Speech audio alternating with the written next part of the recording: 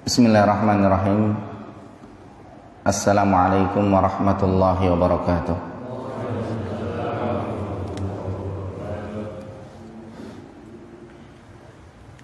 Innal hamdalillah nahmaduhu wa nasta'inuhu wa nastaghfiruh wa na'udzu billahi min shururi anfusina wa min sayyiati a'malina. Man yahdihillahu fala mudilla lah wa man yudlilhu fala hadiya lah.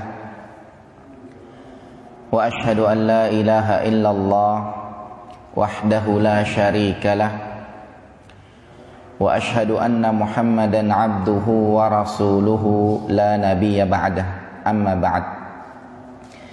Para jamaah yang dimuliakan oleh Allah Subhanahu wa taala, pada kesempatan pagi hari ini, hari Sabtu, tanggal 18 Jumadal Ula tahun 1442 Hijriah atau 2 Januari tahun 2021, kita melanjutkan kajian Sirah Nabawiyah. Kita merujuk kepada kitab buah karya dari Syekh Abu Bakar Al-Jazairi rahimahullah, kitab Hadzal Habib Muhammad Rasulullah sallallahu alaihi wasallam ya muhib. Melanjutkan pertemuan yang sebelumnya, pembahasan kita adalah masih membahas tentang hijrahnya Nabi Muhammad sallallahu alaihi wasallam ke Madinah. Setelah kemarin kita selesai membahas bagaimana perjalanan hijrah beliau sallallahu alaihi wasallam ke Madinah. Kemudian selanjutnya bagaimana Nabi sallallahu alaihi wasallam membangun kota Madinah. Termasuk di dalamnya Nabi sallallahu alaihi wasallam menetapkan aturan-aturan yang diberlakukan bagi kaum muslimin dan warga sekitar, termasuk di dalamnya orang-orang Yahudi. Lalu Nabi SAW mengutus ada pasukan-pasukan perang yang diutus oleh Nabi SAW. Ada 3 pasukan terakhir kemarin yang kita bahas. Ada pasukan yang dipimpin oleh Hamzah bin Abdul Muttalib. Kemudian ada pasukan yang diberangkatkan oleh Nabi SAW dipimpin Ubaidah bin Haris. Kemudian yang terakhir ada pasukan yang diberangkatkan oleh Nabi SAW dipimpin oleh Sa'ad bin Abi Waqqas. Lalu selanjutnya muncul permusuhan-permusuhan. Dan kemarin kita sudah bahas ada permusuhan dari orang-orang munafik. Setelah terlihat Islam itu menang, kemudian orang-orang yang ada di dalamnya, maksudnya adalah kaum muslimin, mereka mulai berada di angkasa istilahnya. Maka di situ orang-orang munafik dari orang-orang Yahudi, kemudian juga ada orang-orang munafik dari orang-orang musyrikin mulai bermunculan. Disinilah muncul permusuhan. Mereka mulai bermunculan, mereka mulai demo lah istilahnya, memberikan perlawanan-perlawanan kepada Islam dan kaum muslimin. Sehingga di kota Madinah disebutkan oleh penulis rahimahullah, di situ ada yarhamukallah, ada perselisihan internal. Maka kemarin kita sudah mengenal nama-nama orang munafik dari kalangan orang-orang Yahudi, yang mana totalnya ada 9. Yang pertama Zaid bin Lisid. Yang kedua ada namanya Rafi bin Huraimalah. Kemudian yang ketiga ada namanya Rifa'ah bin Zaid. Kemudian yang keempat ada namanya Suwaid bin Haris. Kemudian yang kelima ada namanya Sa'ad bin Hunayf. Kemudian yang keenam ada namanya Nu'man bin Aufa. Kemudian yang ketujuh ada namanya Utsman bin Aufa. Yang kedelapan ada namanya Silsilah bin Yarham. Kemudian yang kesembilan ada namanya Kinanah bin Surya. Ini ada 9. Mereka adalah ulama-ulama Yahudi ternyata. Mereka masuk Islam secara lahir, akan tetapi mereka menyembunyikan kekafiran di batinnya. Inilah yang disebut sebagai orang munafik. Menampakkan keislaman, kemudian menyembunyikan kekafiran. Adapun ada satu lagi yang sering kita dengar dalam hadis Nabi sallallahu alaihi wasallam, ciri-ciri munafik ada 3. Yang pertama, apabila berbicara dia berdusta. Kemudian yang kedua, apabila berjanji dia ingkar. Kemudian yang ketiga, apabila dia dikasih amanah dia khianat. Dalam lafaz lain ada yang keempat, kalau bertengkar dia kelewatan. Wa idza khasama fajara, kalau dia bermusuhan dia fajir, berbuat fajir. Contohnya ribut sama tetangga, rumahnya kagak ngapa-ngapa, dilaporin, rumahnya gentengnya dibocorin, kacanya dipecahin, atau anaknya katanya dipukul, kagak ngapa-ngapa tapi dibiru-biruin, dimerah-merahin, dipoto, dilaporin. Ini ciri orang munafik. Akan tetapi itu nifak amal. Karena nifak atau kemunafikan ada 2. Yang pertama ada kemunafikan, ada nifaknya, nifak i'tiqad, keyakinan, kemunafikannya secara keyakinan.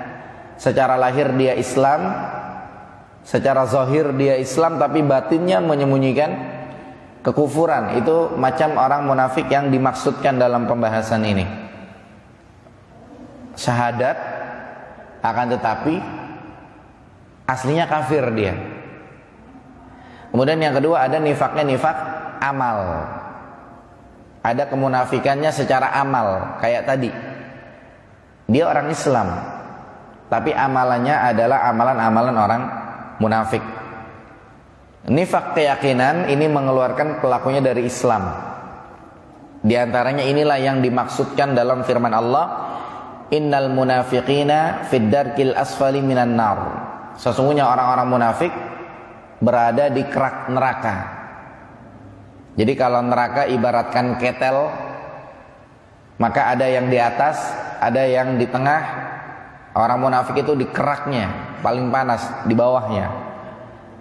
Itu nifak i'tiqad, keyakinan, menjadikan pelakunya kafir. Seperti kalau sebagian jamaah mungkin ingat, dulu kita pernah belajar IPS mungkin ya. Di awal-awal kemerdekaan ada dari mana? Dari Belanda apa ya? Pura-pura masuk Islam sampai dia terkenal kiai di Islam ini. Mungkin disebutkan dia sampai belajar ke Mekah, tapi untuk menggerogoti Islam dari dalam, untuk menghancurkan Islam, untuk memfitnah kaum muslimin, untuk memata-matai Islam, untuk menghadang dakwah dan seterusnya. Itu namanya nifak i'tiqad, nifak keyakinan. Nah, yang disebut di sini 9 orang adalah ternyata mereka 9 ulama Yahudi. Apa tujuan mereka? Mereka pura-pura masuk Islam. Tujuannya adalah makar.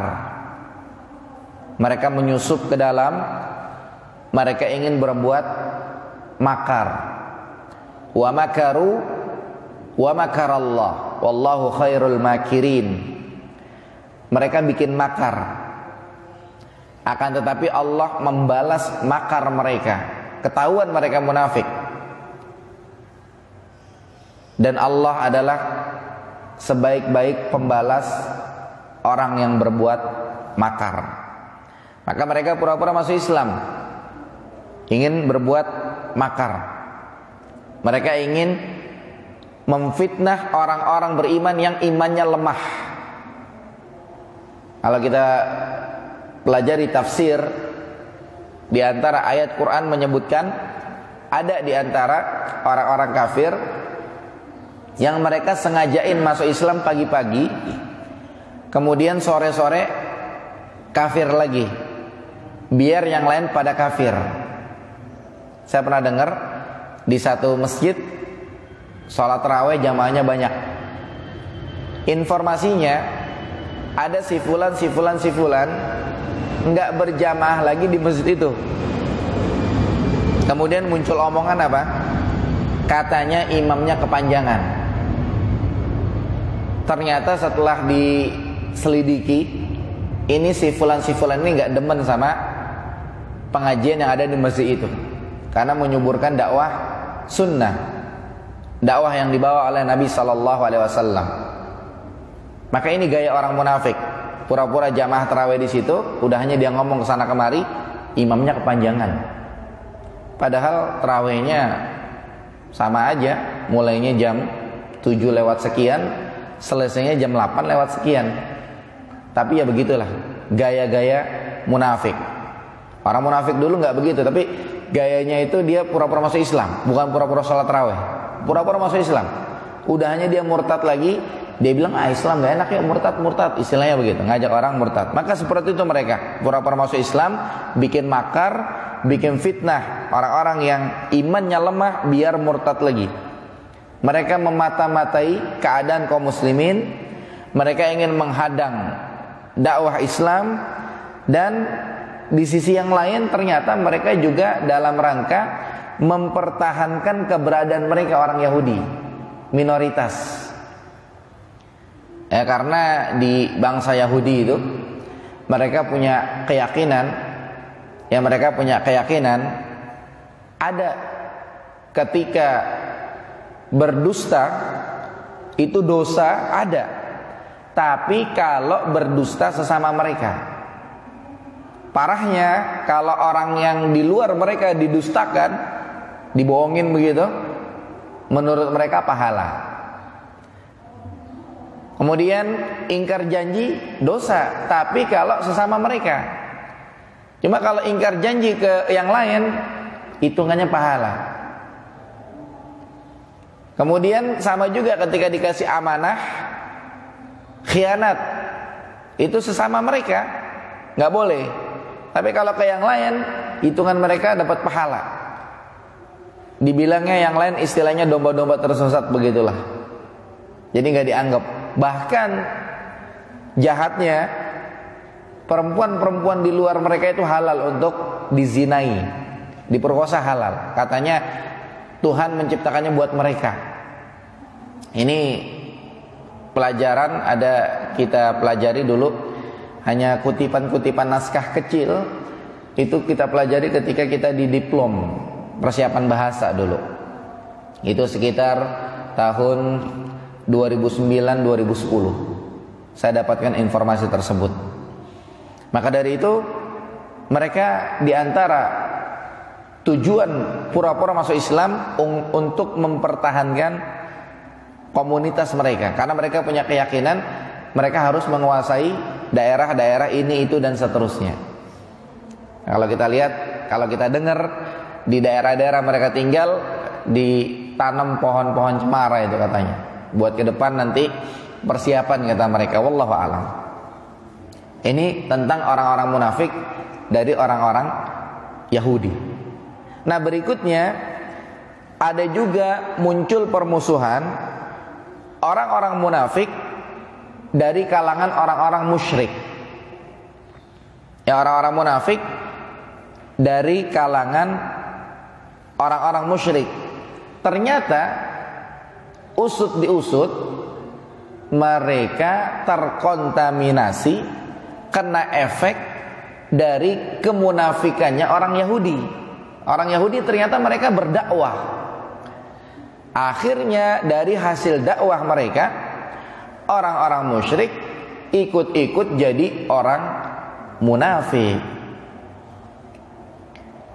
Jadi orang-orang musyrik ini mereka bisa jadi orang-orang munafik disebabkannya adalah karena orang-orang Yahudi.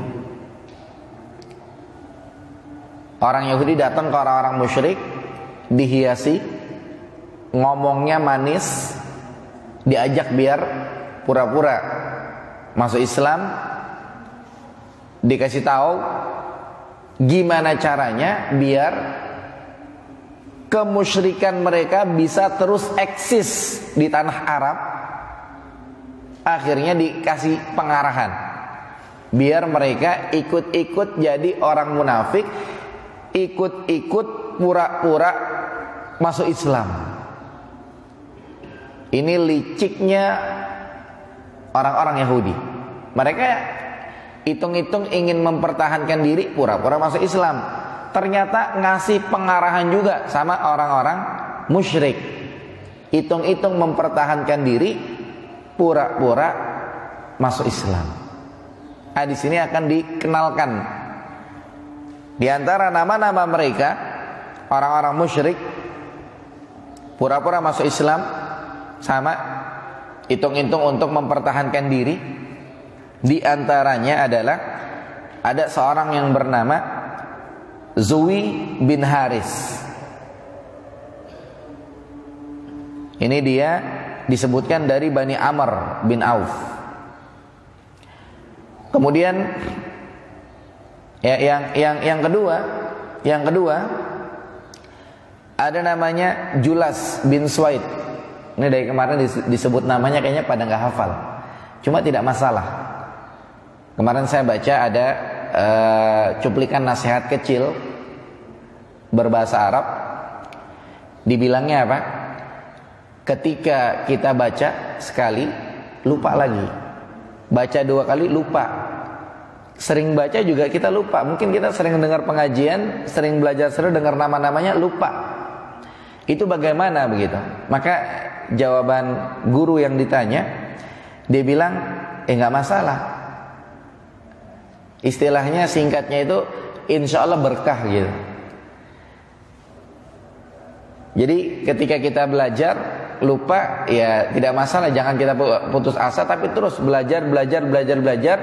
Dengan itu ada faedah yang lain. Faedahnya apa? Wawasan terbuka. Nah, faedahnya wawasan terbuka. Kita mungkin di sini belajar ada nama-nama orang-orang munafik dari kalangan orang-orang Yahudi. Ada nama-nama orang munafik dari kalangan orang-orang musyrikin. Tapi ternyata kita dapat faedah kemunafikan itu ada 2. Ada nifak keyakinan, kemunafikan keyakinan, ada kemunafikan amalan. Kemudian ini dan itu yang tadi kita sebutkan di awal. Jadi walaupun kita nggak hafal, mesti ada faedah sampingan yang kita dapat insyaallah. Nah, ini yang pertama tadi, nama orang munafik dari kalangan orang-orang musyrik adalah Zuwi bin Haris. Dia dari Bani Amr bin Auf.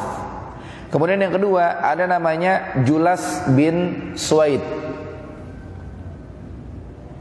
Orang munafik dari kalangan orang musyrik, ada namanya Julas bin Suwaid.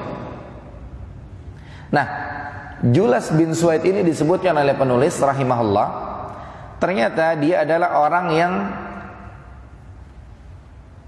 tidak bersedia berangkat ketika perang Tabuk. Dia termasuk orang yang ogah berangkat perang Tabuk. Ternyata dia adalah seorang yang mengatakan, la in kana hadzal rajul yakni an-nabi sallallahu alaihi wasallam shadiqan la nahnu syarrun minal humur. Dia bilang kalau nih orang benar, maksudnya Nabi Muhammad sallallahu alaihi wasallam. Kalau nih orang benar, pastinya kita lebih jelek dari keledai. Kata-kata sindiran lah. Ternyata kata-kata yang jelek tersebut itu didengar oleh anak tirinya. Anak tirinya ini adalah salah satu. Jadi sekali lagi, yang kedua ada seorang yang bernama Julas bin Suwaid. Dia adalah seorang yang kagak mau ikut perang Tabuk. Ada omongan dia yang kagak enak. Dia bilang kalau ini orang benar, maksudnya Nabi Muhammad sallallahu alaihi wasallam, pasti bakalan kita lebih jelek daripada keledai. Nah, omongan dia didengar sama anak tirinya. Anak tirinya salah seorang sahabat Nabi sallallahu alaihi wasallam, seorang yang baik, seorang yang saleh. Dia adalah Umair bin Sa'ad.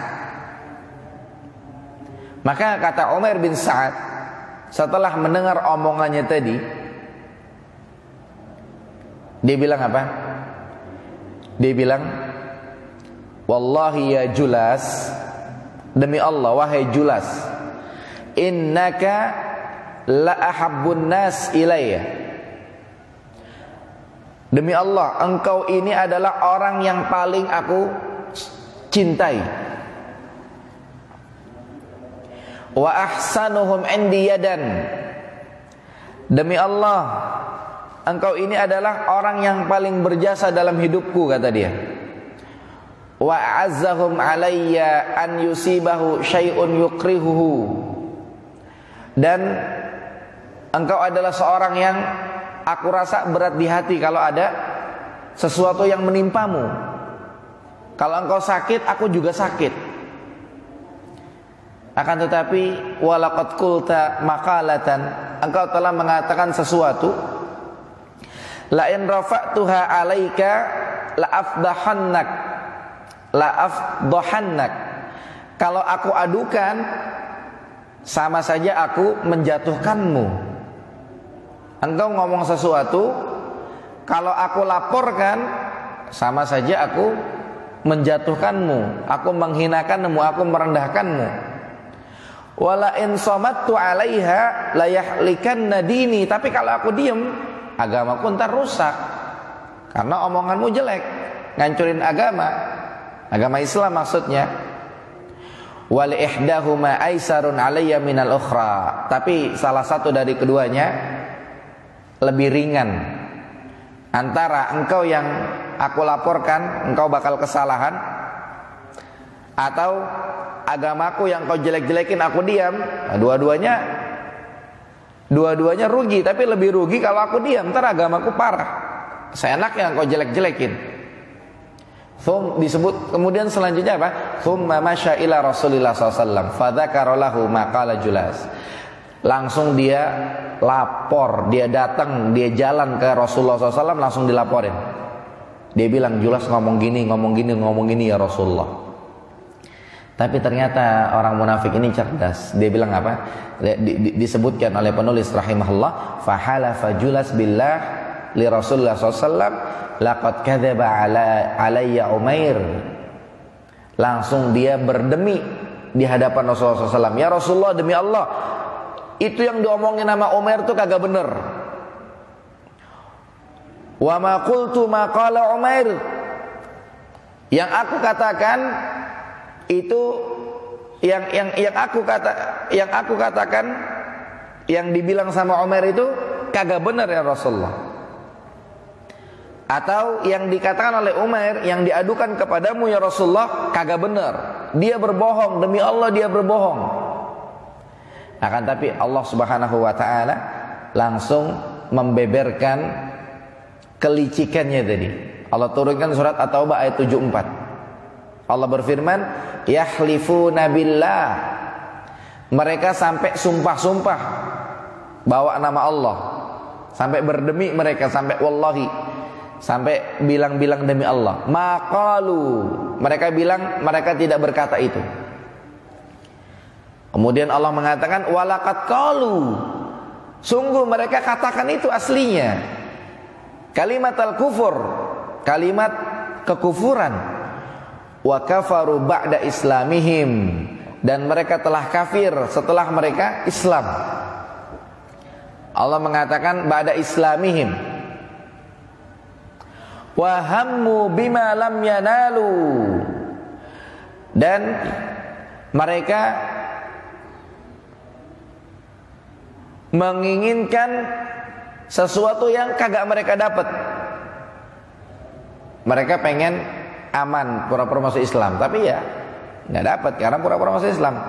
Wa ma naqamu illa an agnahumullahu wa rasuluhu min fadlihi, dan mereka tidak seperti itu ya, mereka tidak balas dendam, mereka tidak kurang ajar, mereka tidak mencela kalau yang mereka niatin kesampaian. Jadi ketika Allah dan Rasulnya mereka mau apa nih dikasih, baru mereka diam. Fa in yatubu yaku khairal lahum, kalau mereka mau tobat maka itu sebetulnya baik buat mereka. Wa in yatawallau, kalau mereka berpaling, mereka tidak mau bertobat, yu'adzibuhumullahu adzaban alima fid dunya wal akhirah. Allah akan menyiksa mereka di dunia dan di akhirat. Wa ma lahum fil ardi min waliyyin wala nasir, dan mereka di bumi ini enggak ada pelindung, enggak ada penolong. Nah, di sini dalam ayat ini yang jadi patokan adalah orang munafik dilaporkan awalnya dia berbohong, kemudian dilaporkan malah justru yang ngelapor dibilang bohong. Akhirnya sama Allah dibeberkan aslinya, ternyata dialah yang pembohong. Apa yang dilaporkan itu ternyata sudah benar. Nabi langsung dapat wahyu dari Allah Subhanahu wa taala. Akan tapi di sisi yang lain diriwayatkan bahwa seiring berjalannya waktu, yang namanya Julas ini bertobat. Kemudian taubatnya cakep, sehingga Islamnya menjadi bagus, kebaikannya menjadi tambah. Karena ada orang-orang yang mungkin awalnya mereka benci kepada Islam, seiring berjalannya waktu mereka menjadi mencintai Islam, bahkan menjadi orang yang paling cinta kepada Islam, dan Islamnya menjadi bagus. Sebagaimana sebagian sahabat yang lain, seperti Khalid bin Walid radhiyallahu anhu di perang Uhud, di garda terdepan memporak-porandakan barisan kaum muslimin ketika kaum muslimin lengah di kala itu. Tapi ternyata Allah memberikan hidayah, dia masuk Islam. Di setiap peperangan yang dipimpin oleh Khalid bin Walid semuanya menang. Sampai Khalid bin Walid pengen mati syahid, kagak kesampaian. Akhirnya mati di atas ranjangnya, mati di atas tempat tidur. Akan tapi di sisi yang lain bukan berarti beliau rendahan, karena Nabi SAW mengatakan barang siapa yang dia minta kepada Allah mati syahid, walaupun dia mati di atas tempat tidur, akan Allah catat sebagai orang yang mati syahid. Itu berlaku juga buat kita-kita, apalagi Khalid bin Walid yang banyak perjuangannya di medan-medan peperangan itu. Atau juga macam Umar bin Khattab radhiyallahu an, yang di salah satu riwayat dia masuk Islam itu kan nenteng pedang, nyari-nyari adiknya yang nyari-nyari Nabi pengen dibunuh, ternyata dapat informasi adiknya udah masuk Islam. Di sini gambarannya awalnya orang yang paling benci kepada Islam bertobat jadi orang yang paling membela Islam. Maka Julas bin Suwaid seiring berjalan waktu ternyata informasinya dia Islamnya benar, dia bertobat dan Islamnya menjadi baik. Dia dikenal sebagai orang Muslim yang baik.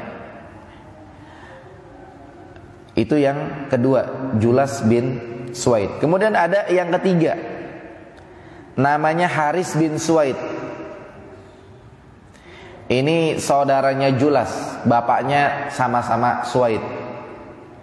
Dia juga orang munafik. Nah, disebutkan dia ikut perang Uhud, hadir dia, gabung.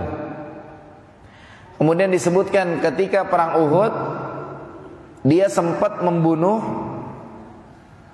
ada seorang bernama Mujazar Al-Balawi. Kemudian ada Qais bin Zaid. Ini dari Bani Dubai'ah. Itu dibunuh tuh sama Haris bin Suwaid di perang Uhud. Akan tetapi sebabnya adalah karena dendam dia. Mereka berdua bunuh bapaknya dulu. Setelah itu dia gabung sama orang-orang Mekah. Dia gabung, sementara kaum muslimin tinggalnya di Madinah. Udahan dia gabung sama orang-orang Mekah, dia ngirim surat ke Madinah. Dia bilang dia pengen pulang ke Madinah. Takut dia apa-apain kayaknya dia. Dia bilang dia pengen bertobat. Maka Allah Subhanahu wa taala menurunkan ayat surat Al-Imran ayat 86. Allah berfirman di surat Al-Imran ayat 86, kaifa yahdillahu qauman. Bagaimana mungkin Allah Subhanahu wa taala akan memberikan hidayah kepada satu kaum kafaru ba'da imanihim, mereka kafir setelah awalnya mereka beriman. Jadi udah cakep jadi orang beriman, ikut perang Uhud, gabung sama orang Mekah di kala itu. Baru pengen balik lagi ke Madinah taubat.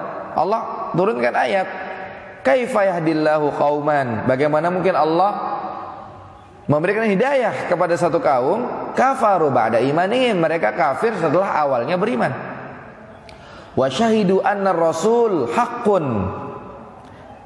Dan mereka mempersaksikan bahwasanya yang dibawa sama Rasul itu benar. Tapi udah hanya kafir.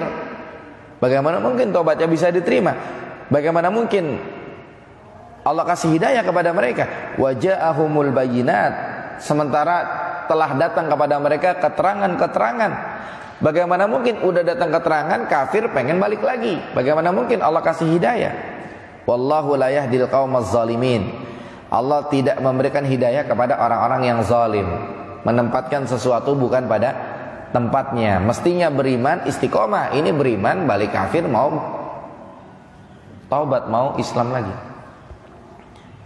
Itu yang ketiga, Haris bin Suwaid. Kemudian orang munafik berikutnya dari kalangan orang-orang musyrik yang keempat ada namanya Nabtal bin Haris. Namanya Nabtal bin Haris. Disebutkan dia dari Bani Lauzan. Nah, Rasulullah SAW itu bersabda tentang Nabtal bin Haris ini. Kata Rasulullah SAW, man ahabba an yanzura ila syaitan. Siapa yang pengen ngelihat setan, fal yanzur ila Nabtal bin Haris. Nih lihat Nabtal bin Haris. Setan dia. Nah, disebutkan ternyata dia adalah seorang yang berbadan besar, hitam, tinggi, bibirnya tebal, rambutnya acak-acakan, matanya merah, kemudian pipinya merah kehitaman. Nah, dia pernah datang kepada Rasulullah SAW. Dia ngomong sama Rasulullah SAW. Kemudian dia dengar Nabi ngomong apa. Kemudian Dia sebar informasinya kepada orang-orang munafik. Dan dia yang mengatakan bahwa Nabi SAW itu orangnya itu tipe-tipe kuping katanya, telinga dibilangnya. Jadi setiap dia dengar apa, pokoknya dia benerin aja gitu. Jadi kan Nabi dapat wahyu kan disebarin. Kalau bahasa dia enggak, bahasa dia Nabi dengar apa, yang dia dengar dianggap benar. Padahal memang benar tuh wahyu dari Allah Subhanahu wa taala. Sehingga bahasa dia itu ilmunya ilmu kuping lah gitu. Kan Nabi kan ummi, enggak bisa nulis, enggak bisa baca. Akhirnya Allah Subhanahu wa taala turunkan ayat dalam surah At-Taubah ayat 61. Wa minhumul ladzina yu'dzunan nabi. Di antara mereka ada yang menyakiti Nabi sallallahu alaihi wasallam. Wa yaquluna huwa udhunun, telinga kan. Mereka mengatakan Nabi itu orangnya telingaan. Dalam artian tadi yang dia dengar, dia percaya aja begitu. Terima wahyu percaya, terima wahyu percaya. Dan itu emang benar. Qul udhunun khairil lakum. Qul udhunu khairil lakum. Katakanlah yang dia dengar itu adalah yang baik buat engkau. Yang Nabi dengar kan wahyu. Dan wahyu itu adalah baik buat kita begitu. Langsung Allah turunin ayat sebagai bantahan omongan orang tadi. Nabtal bin Haris, dibilangnya Nabi ilmunya ilmu telinga, ilmu kuping. Dia nguping dari langit, benar-benar aja gitu. Tapi dia ngomong gitu kan sesuatu yang jelek, langsung dibelain sama Allah Subhanahu wa taala. Itu orang munafik yang keempat dari kalangan orang-orang musyrik. Kemudian ada orang munafik yang kelima, namanya Mirba bin Qaiza. Nah, Mirba bin Qaiza ini siapa? Dia adalah orang yang berkata kepada Rasulullah SAW ketika di perang Uhud. Rasulullah SAW lewat kebunnya. Maka dia bilang apa? La uhillu laka ya Muhammad an kunta nabiyyan an tamurra fi haiti.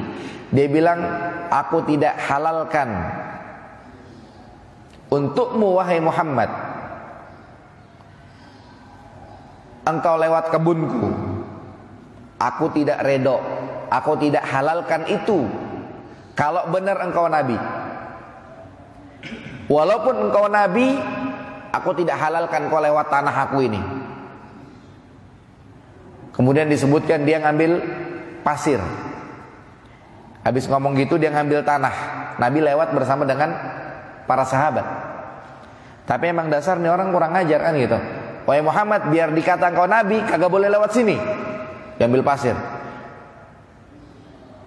Kemudian dia bilang apa? Wallahi lau a'lam anni la usibu bihadza turab ghairaka la ramaituka bihi. Demi Allah, kalau misalkannya aku tahu ini aku lempar nih nggak bakal kena yang lain, aku lempar kepadamu ya Muhammad. Tapi karena rombongan, kalau dilempar ntar kena yang lain. Akhirnya para sahabat geram melihat itu, sehingga mereka ingin membunuh orang ini. Lalu Nabi SAW mengatakan, da'u, biarin aja, jangan diapa-apain. Fahadzal a'ma, ini orang buta, dia bilang. A'mal qalbi, hatinya yang buta. A'mal basirah, pandangannya yang buta. Istilahnya ada pengajian benar-benar, diomongin, disalah-salahin, diusahakan biar pengajian kagak jalan, biar ditutup. Itu orang buta. Padahal pengajian manfaat, tapi ada orang-orang yang berusaha nutup pengajian. Nah, yang buta hatinya, yang buta adalah pandangannya ke depan. Sebagaimana orang ini, Mirba bin Qaiza. Nabi lewat digituin sama dia. Muhammad, biar engkau dikata Nabi kagak boleh lewat sini. Ini tanah nih kalau saya tahu saya lempar nggak bakal kena yang lain, saya lempar. Cuma rombongan sih ntar kena yang lain gitu. kurang ajar sama Nabi Muhammad SAW. Akhirnya Nabi bilang apa? Da'u, ketika pengen dibunuh sama sahabat, Nabi bilang jangan, biarin aja. Fahadzal a'ma, ini orang buta. Akan tapi Nabi mengatakan a'mal qalbi, a'mal basirah. Hatinya buta, basirahnya yang buta, pandangannya yang ke depan yang buta.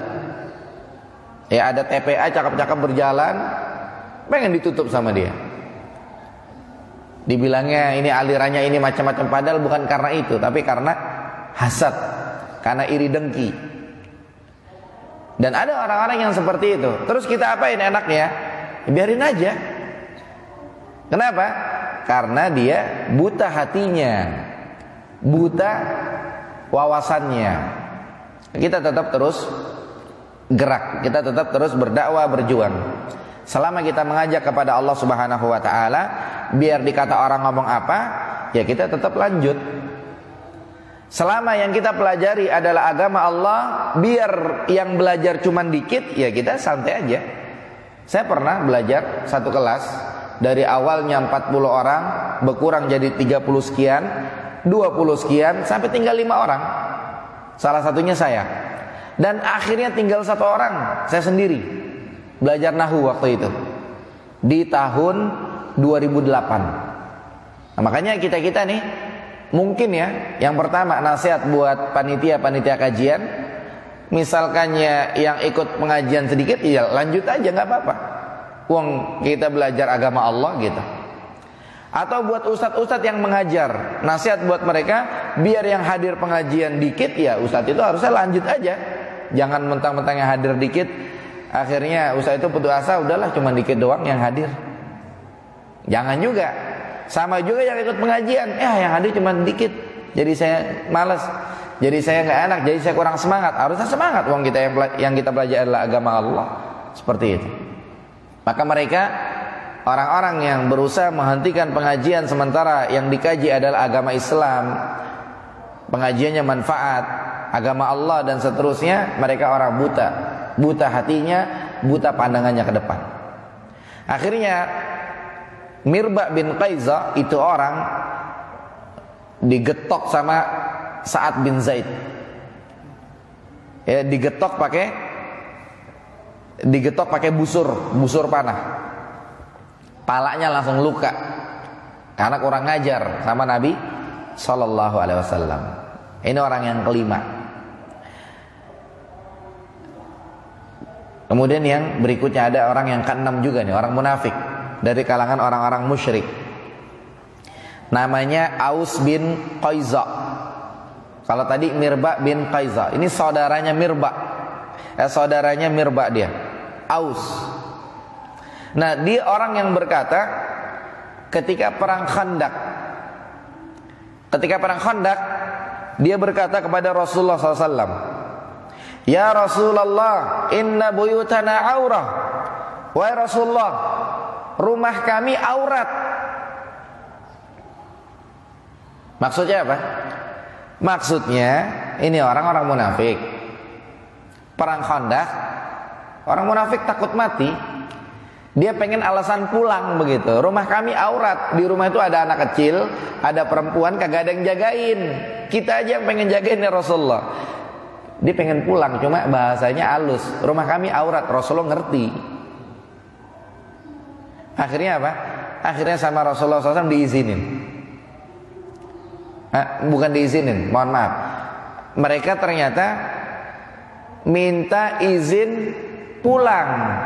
Fa'azin lana, izinin kami pulang ya Rasulullah, rumah kami aurat begitu. Falnarji ilaiha, biar kita balik ke sono. Gak ada yang jagain anak-anak, gak ada yang jagain perempuan, padahal takut mati dia. Takut kagak mau ikut perang begitu. Akhirnya Allah Subhanahu wa taala turunin ayat lagi. Surat Al-Ahzab ayat 13. Allah berfirman, "Wa yasta'zinu fariqum minhumun nabi." Ada sekelompok dari mereka minta izin kepada Nabi SAW, bilang rumahnya aurat, alasan pengen pulang ketika perang Khandaq. Yaquluna inna buyutana aurah. Mereka mengatakan rumah kami aurat. Wa ma hiya bi aurah. Padahal rumahnya enggak ada aurat, bukan aurat itu yang dimaksud begitu. Cuma dia alasan pengen pulang aja begitu, kagak mau ikut perang Khandak. Allah mengatakan iyurida illa firara. Mereka cuma pengen kabur doang kata Allah. Mereka cuma pengen lari dari perang. Bilangnya rumah aurat, biar diizinin pulang sama Nabi sallallahu alaihi wasallam. Itu Aus bin Qaiza. Ada lagi namanya Hatib bin Umayyah. Yang ketujuh, dia dari Al-Khazraji, dari suku Khazraj. Nah disebutkan ini orang adalah udah tua dia, Syekh Kabir. Maksudnya sudah tua. Dalam bahasa Arab itu Syekh Kabir ada dua. Yang pertama muda-muda tapi dipanggilnya Syekh Kabir karena keilmuannya. Seperti misalkannya Syekhul Islam Ibnu Taimiyah rahimahullah. Kalau kita dengar ada kata-kata Syekhul Islam rahimahullah, Syekhul Islam rahimahullah, itu maksudnya adalah Syekhul Islam Ibnu Taimiyah. Tapi kalau kita dengar Syekhul Islam Imam Nawawi atau Syekhul Islam Ibnul Qayyim atau Syekhul Islam disebut namanya, itu berarti bukan Ibnu Taimiyah. Tapi kalau cuma disebut Syekhul Islam doang, namanya adalah Ibnu Taimiyah. Ibnu Taimiyah ini kecil-kecil cabai rawit istilah kita bilang. Dia pernah duduk di satu tempat, kemudian di tempat itu ada 10 ulama hadir. Nah 10 ulama ini pengen ngetes keahlian Syekhul Islam Ibnu Taimiyah di bidang hadis. Dia beliau ini menguasai ilmu di berbagai bidang. Waktu itu yang pengen dites adalah di bidang hadis. 10 ulama ini, satu ulama baca 10 hadis, diacak rawi-rawinya dari fulan diacak, sama sekalian urutan hadisnya diacak. Kalau kita buka hadis Arba'in Nawawi yang jumlahnya 42, itu dibacain urutan hadisnya acak, urutan rawi hadisnya acak. Sama Syekhul Islam Ibnu Taimiyah rahimahullah, ketika dibaca sama satu orang, ulama yang pertama, ulama kedua, ulama ketiga, sama Syekhul Islam Ibnu Taimiyah rahimahullah dibenerin. Yang pertama dibenerin urutan hadisnya, yang kedua dibenerin urutan rawinya. Kecil-kecil Syekh Kabir, ilmunya Masya Allah. Kalau ini orang munafik, Hatib bin Umayyah juga Syekh Kabir, tapi Syekh Kabir umurnya. Karena Syekh itu dalam bahasa Arab ada secara umur dia Syekh, Masya Allah, Syekh di kampung ini begitu. Kemudian ada juga secara keilmuan, Syekh dalam bidang matematika, Syekh dalam bidang sains dan teknologi, Syekh dalam bidang ilmu hadis, dalam berbagai cabang ilmu. Hatib bin Umayyah Syekh dalam segi umur. Dia udah tua. Dia punya anak namanya Yazid. Ini orang baik, Masya Allah, seorang sahabat Nabi Sallallahu Alaihi Wasallam. Disebutkan Yazid ini terluka di perang Uhud.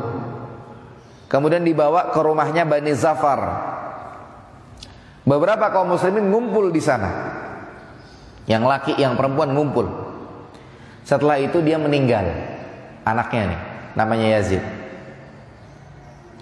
Dia meninggal. Akhirnya orang-orang mengatakan, Abshir ya ibn Hatib bil jannah. Bergembiralah wahai Hatib. Bergembiralah wahai anaknya Hatib. Maksudnya Yazid ini, Ibnu Hatib. Ada Ibnu Khattab, Umar. Ini Ibnu Hatib. Bergembiralah wahai Ibnu Hatib, wahai Yazid, dengan surga. Jadi kaum muslimin bangga gitu. Maksudnya dia ikut perang Uhud bersama dengan Nabi SAW, terluka, kemudian meninggal. Kaum muslimin ngasih motivasi, bergembiralah engkau dengan surga. Walaupun sudah meninggal, Dia ngomong kaum muslimin apa istilahnya, melantunkan kalimat-kalimat pujian dengan ngomong kayak tadi, kayak ketika perang Badar, perang pertama dalam Islam. Di situ ada orang-orang kafir yang mati, kemudian ada orang-orang beriman yang gugur. Maka Nabi SAW ngomong di tengah-tengah mereka, wahai Abu Jahal, apakah engkau mendapatkan janji Allah di sana? Wahai fulan, fulan, fulan, yang kafir-kafir disebut semua. Kemudian yang kaum muslimin yang mati di perang Badar juga dipanggil namanya satu-satu sama Nabi SAW. Apakah kalian dapat janji Allah? Para sahabat heran, dia udah mati diajak ngomong sama Nabi SAW. Nabi bilang mereka di sononya dengar begitu. Maka ketika Yazid anaknya Hatib ini meninggal, wajar dong orang-orang Islam bilang berbahagialah wahai Yazid dengan sorga, engkau di sana ntar masuk sorga begitu. Doa. Ya karena pulang perang meninggal. Akhirnya Hatib, orang munafik nih, dia bilang, ajal jannah wallahi min hurmil. Dia bilang apa? Iya benar, dia bakal masuk surga. Masuk surga dari pohon harmal. Ternyata pohon harmal ini pohon, istilahnya pohon gak jelas di padang pasir. Maksudnya pengen ngeremehin orang-orang beriman. Kan anaknya istilahnya kan didoain masuk surga. Tapi kalau menurut dia anaknya disumpahin, anak udah mati aja ngomong gitu loh. Bisa gitu. Karena bencinya dia kepada Islam. Sementara kaum muslimin menyanjung, bukan nyumpahin kualat begitu. Dia enggak. Dia kagak senang dikiranya anaknya dia udah mati aja baru digituin begitu. Dikiranya begitu. Dia enggak, namanya orang munafik. Kadang-kadang kagak nangkep. Kita ngomong niatnya baik, orang munafik kagak terima aja dia begitu. Ini yang ketujuh, Hatib bin Umayyah. Kemudian yang ke-8 ada namanya Bashir bin Ubairik. Ada namanya Bashir bin Ubairik. Ternyata dia orang yang nyolong 2 baju perang. Allah berfirman tentang dia dalam surat An-Nisa ayat 107. Wala tujadil, jangan kamu berdebat anil ladzina yakhtanuna anfusahum, dengan orang yang mengkhianati diri sendiri. Enggak usah didebat. Innallaha la yuhibbu man kana khawanan athima. Allah Subhanahu wa taala kagak demen sama orang yang dia doyan khianat, banyak dosa. Maksudnya orang ini, Bashir bin Ubairik, dia nyolong 2 baju perang. Digituin sama Allah Subhanahu wa taala. Kemudian ada yang ke-9. Yang ke-9 namanya Qazman. Rasulullah SAW bersabda tentang Qazman ini, innahu min ahlin nar. Itu Qazman calon-calon penghuni neraka dia. Nabi kalau ngomong tuh wahyu. Wa ma yantiqu anil hawa. Nabi kalau ngomong bukan dari hawa nafsunya. Wa ma yantiqu anil hawa in huwa illa wahyu yuha. Nabi kalau ngomong tuh wahyu dari Allah. Nabi bilang innahu min ahlin nar. Dia bakal masuk neraka itu orang. Qazman. Ternyata omongan Nabi benar.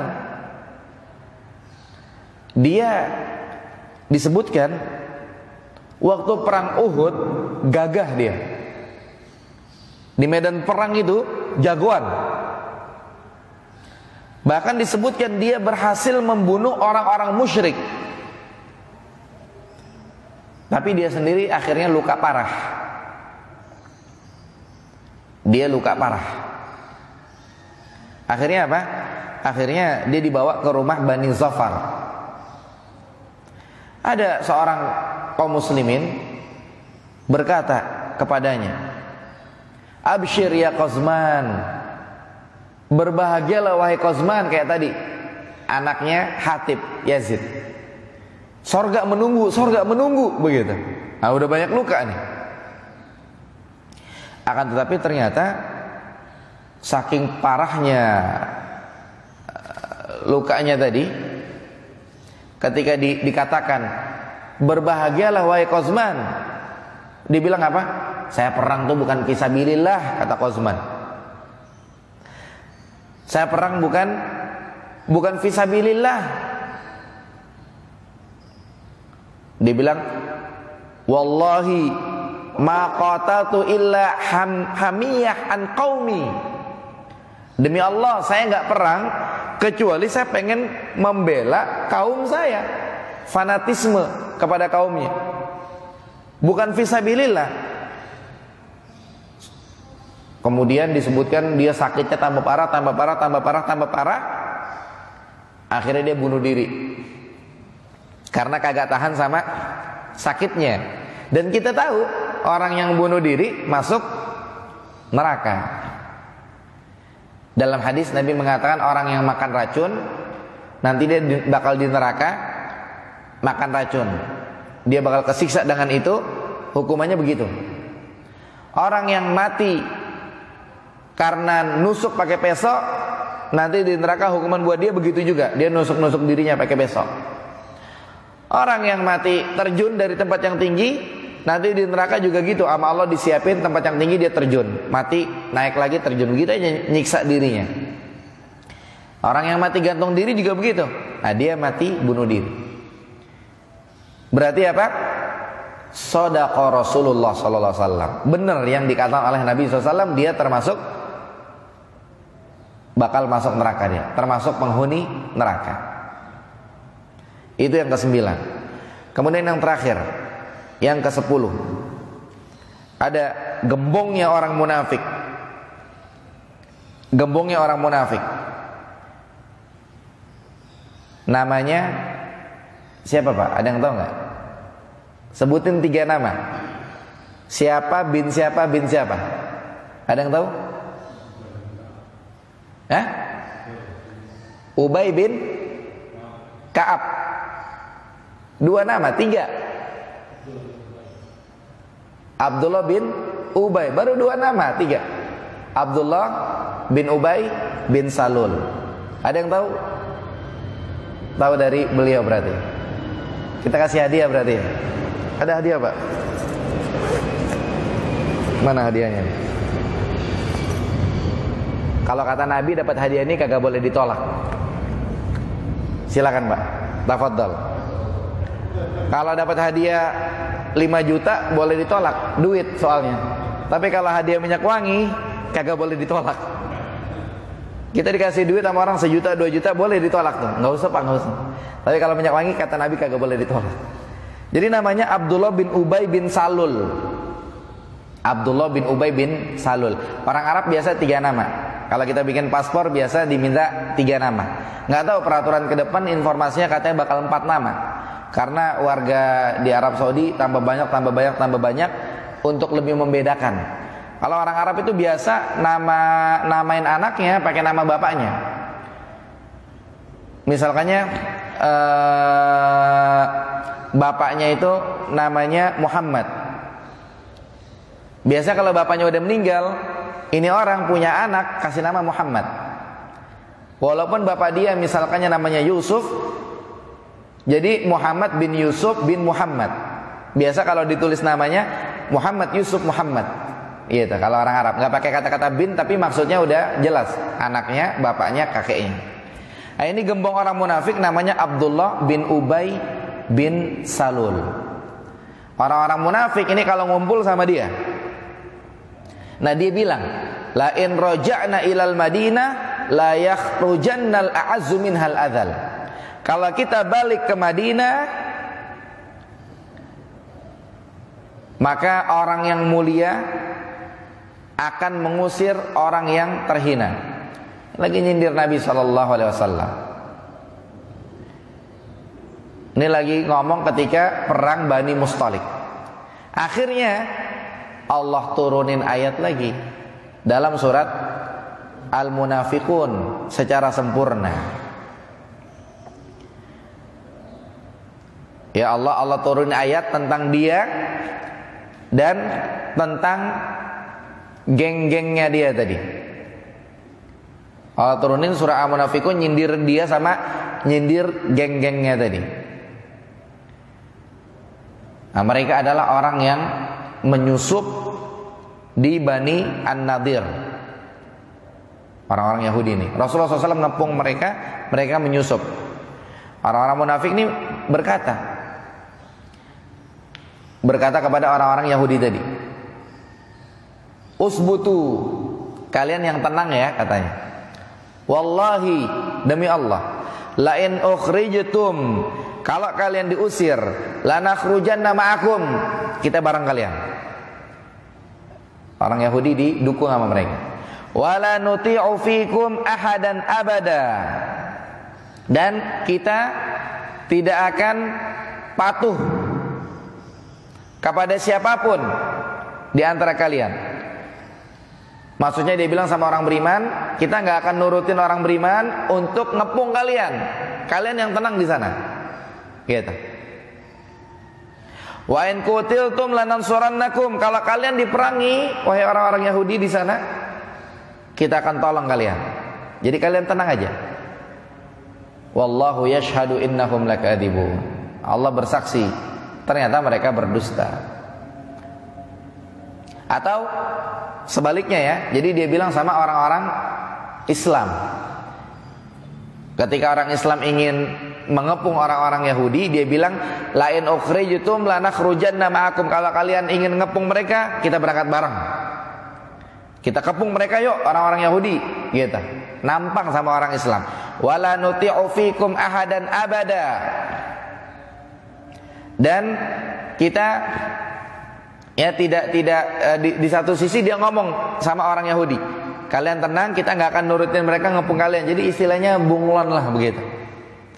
Wa in qutiltum lanansurannakum, wahai orang Islam, kalau kalian, dia bilang orang Yahudi, wahai orang Yahudi, kalau kalian diperangi kita bela kalian. Tapi Allah tahu, wallahu yashhad, Allah mempersaksikan innahum lakadzibun, ternyata mereka dusta. 10 orang munafik. Ini 10 orang munafik. Mereka adalah orang munafik yang kena efek dari orang Yahudi untuk memusuhi Islam. Nah, disebutkan orang-orang munafik dari orang-orang Yahudi dengan orang-orang munafik dari orang-orang musyrik. Seiring berjalannya waktu, yang masuk Islam, yang enggak. Dan akhirnya ternyata Rasulullah SAW meninggal, mereka habis, nggak tersisa sedikit pun. Dalam artian apa? Dalam artian mereka udah pada mati, udah pada meninggal. Rasulullah udah habisin semua, sudah habislah mereka. Baik itu orang munafik dari orang Yahudi, orang munafik dari orang musyrik. Udah habis mereka. Kenapa? Di Madinah maksudnya ya. Habis di Madinah, di tempat lain mah ya begitu, orang munafik terus mulutnya panjang, ingin memunafikkan orang-orang juga begitu. Jadi di sini sebelum Rasulullah meninggal udah habis mereka di kota Madinah. Kenapa? Karena sama Rasulullah udah diusir-usirin. Seperti orang Yahudi atau orang munafik, mereka waktu itu ada 3 golongan. Ada Bani Qainuqa, orang-orang Yahudi ini, ada Bani Nadir, ada Bani Quraizah. Nah, Bani Qainuqa sama Bani Nadir, mereka udah dikeluarin dari kota Madinah. Kemudian Bani Quraizah,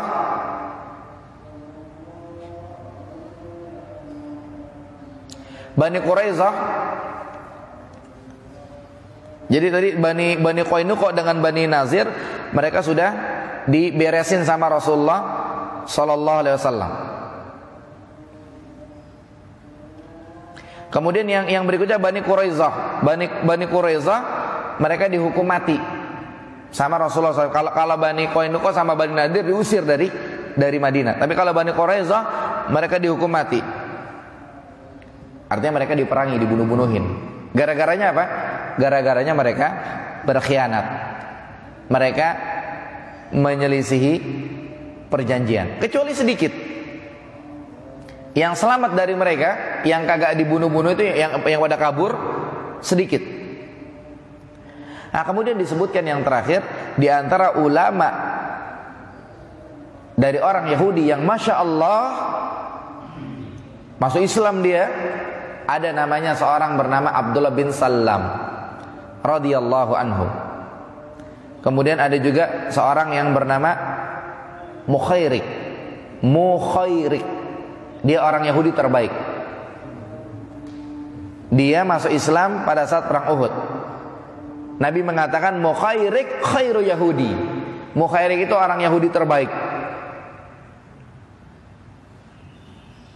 Gara-garanya apa? Gara-garanya dia pergi dengan membawa senjata pada perang Uhud.